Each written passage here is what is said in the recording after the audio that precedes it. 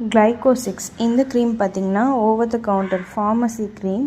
இந்த க்ரீம் எதுக்காக யூஸ் பண்ணலாம் அப்படின்னு பார்த்திங்கன்னா ஆக்னே மார்க்ஸ், டார்க் ஸ்பாட்ஸை ரெடியூஸ் பண்ணுறதுக்கு யூஸ் பண்ணலாம்.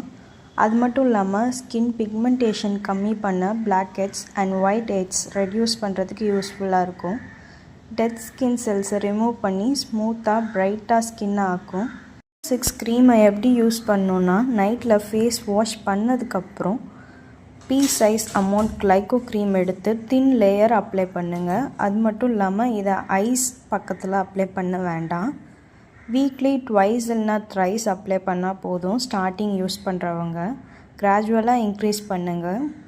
அப்புறம் மார்னிங் சன்ஸ்க்ரீன் கண்டிப்பாக யூஸ் பண்ணணும்.